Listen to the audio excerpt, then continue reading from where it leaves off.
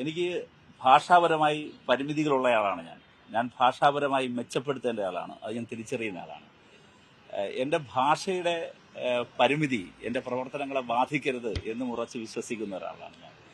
എൻ്റെ ഭാഷാപരമായ പരിമിതിയെ, ഇംഗ്ലീഷിലെ പരിമിതിയെ ഊന്നിക്കൊണ്ട് ട്രോളുന്നവരോട് എനിക്ക് ഒരു വിരോധവുമില്ല. ഞാനത് മെച്ചപ്പെടുത്താൻ ഇനിയും ശ്രമിക്കും എന്നാണ് എനിക്ക് അവർക്കുൾപ്പെടെ കൊടുക്കാനുള്ള ഉറപ്പ്. പക്ഷെ ഒരു കാര്യം, ഭാഷയല്ലല്ലോ കാര്യങ്ങൾ നിശ്ചയിക്കുന്നത്. അതാണ് നമ്മുടെ രാജ്യത്ത് കാണുന്നത്. അപ്പം ഞാൻ എൻ്റെ ഭാഷ മെച്ചപ്പെടുന്നതുവരെ കാത്തിരുന്നെങ്കിൽ എനിക്ക് ഹരിയാനയിലെ നോഹിലേക്ക് എനിക്ക് എത്തിച്ചേരാൻ കഴിയില്ലായിരുന്നു. എന്നോട് എൻ്റെ പാർട്ടി മണിപ്പൂരിലേക്ക് പോകാൻ പറയുമ്പോൾ മണിപ്പൂരിലെ ജനങ്ങളുടെ അരികിലേക്ക് പോകാൻ ഞാൻ ഭാഷ മെച്ചപ്പെടുത്തിയിട്ട് പോകാം എന്ന് കരുതി ഇരിക്കാൻ കഴിയില്ലല്ലോ.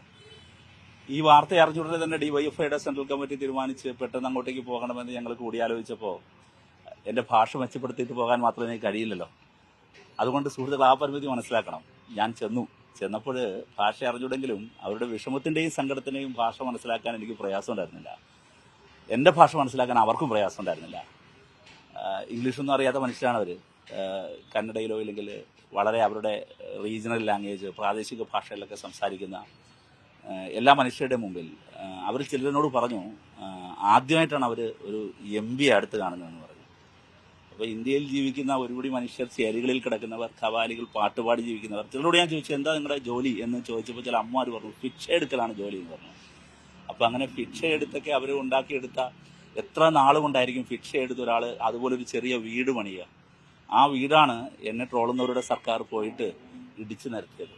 എനിക്കൊരു കാര്യം കൂടി ഓർമ്മപ്പെടുത്താനുള്ളത്, അത് അങ്ങനെ അങ്ങോട്ട് എക്സ്പോസ് ചെയ്യപ്പെട്ടിട്ടില്ല എന്ന് എനിക്ക് തോന്നുന്നു. അതുകൂടി ഇതറിഞ്ഞ് ചർച്ച ചെയ്യപ്പെടണം. ഇതിൻ്റെ ലാൻഡിൻ്റെ വാല്യൂ എത്രയായിരിക്കും എന്ന് എനിക്കറിയാമോ? ഇന്ത്യയിലെ ഏറ്റവും പ്രധാനപ്പെട്ട എയർപോർട്ടായ ബാംഗ്ലൂർ എയർപോർട്ടിൽ നിന്ന് അരമണിക്കൂർ യാത്ര ചെയ്താൽ എത്താവുന്ന സ്ഥലത്താണ് ഈ ബുൾഡോസറായി നടത്തിയത്.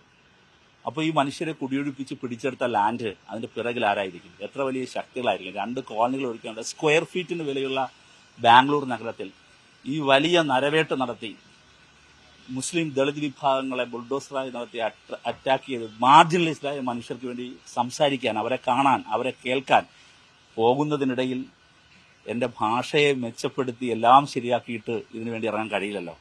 പക്ഷെ എന്തായാലും വന്ന കടുത്ത ട്രോളുകളെ പൂർണ്ണമായും ഞാനതിന് ഒരു വിരോധമില്ല. തീർച്ചയായും ഈ കല്ലേറുകൾ എൻ്റെ ഭാഷയെ മെച്ചപ്പെടുത്താൻ എന്നെ കൂടുതൽ വ്യക്തിപരമായി പ്രാപ്തനാക്കും.